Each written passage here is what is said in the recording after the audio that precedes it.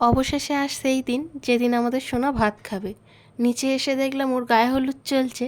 এখানে আজকের অনেক তাড়াতাড়ি ওকে বসানো হয়েছে, কারণ ঠাকুরমশাই টাইম দিয়েছিল 11টার ভেতর ওকে ভাতটা খাইয়ে দিতে হবে, কারণ 11টা পর্যন্তই নাকি শুভ টাইম রয়েছে। তার জন্য সকাল সকাল ওকে হলুদ মাখিয়ে স্নান করিয়ে দিয়েছে। আর এখানে মালা, ঘুমসি, চেলি পরিয়ে ওকে রেডি করানো হচ্ছে। আর একটা গোলাপের মালাও কেনা হয়েছে, জানো তো, খুব পছন্দ হয়েছে আমাদের সেটা। কিন্তু ও যেহেতু ছোটো মানুষ, মালাটা ওর থেকে একটু মোটা হয়ে গেছে। এই যে এই মালাটা দেখো। তবে গরমও হচ্ছিল, ওর জন্য মালাটা না গলায় রাখতে চাইছিল না। তবু নান্নি মুখে বসবে তাই একটুকুনি পরানো হয়েছে। মাথায় টোপর দিয়ে ছোট্ট একটা পুতুল লাগছে না? এখানে দেখো, কোলে বসেও সে মোটেও শান্ত নয়, কোলে বসেও সে দুষ্টুমি করে যাচ্ছে। এখানে এই সুতোটা বেঁধে নমস্কার করলে ওর মোটামুটি কাজটা কমপ্লিট হবে। এবার খানিকক্ষণ দাদার পুজোর কাজ রয়েছে, দাদার হয়ে গেলে তারপরে ওকে সবাই বড়রা আশীর্বাদ করে তারপরে ভাত খাবে।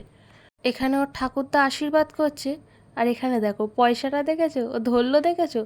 টাকার দিকে আগে ওর হাত, কিন্তু এইখানে টাকা, খাতা, পেন, পেন্সিল সব ছিল, কিন্তু ওর পছন্দ এই বইটাই তুলেছে সোনা পাপা। তারপরে এখান থেকে এবার ওকে খাওয়াতে বসানো হবে, সবার আশীর্বাদ মোটামুটি কমপ্লিট। আর আজকে জানো তো, ওর জন্য যে রান্নাগুলো করেছি সেগুলো আমি আর দিদি মিলে করেছি, বড়দি মিলে, কারণ মা তো করতে পারবে না এই রান্নাগুলো। আর আজকেরে জানো, আমরা তো 3 বোন, আমাদের কোনো ভাই নেই। তার জন্য আমার দিদির শ্বশুরই বাবুকে ভাতটা খাওয়াবে। আমার বাবা বেঁচে থাকলে হয়তো আমার বাবাই খাওয়াতো, কিন্তু আমার তো বাবাও নেই, দাদাও নেই। তার জন্য দিদির শ্বশুরই খাওয়াবে। তা ওখানে মুখে ভাতটা দিয়েছে, প্রথমবার হয়তো এরকম মিষ্টি কোনো টেস্ট পাচ্ছে, তার জন্য বারবার চেটে চেটে দেখছে এটা কী জিনিস।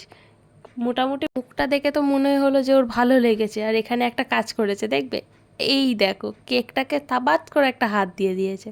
তারপরে এখানে মাছের মাথাটাকে তো কোনো মতে ও ছাড়বে না। মাছের মাথাটা ওর খুব পছন্দ হয়েছে, নোনতা নোনতা টেস্ট। আর এখান থেকে ও একটা খাবার তুলেছিল। তোমরা তাহলে দেখো ও কি খাবার তোলে। আজ তাহলে আমি যাই, দেখা হবে খুব তাড়াতাড়ি অন্য একটা ভিডিওতে। বাই।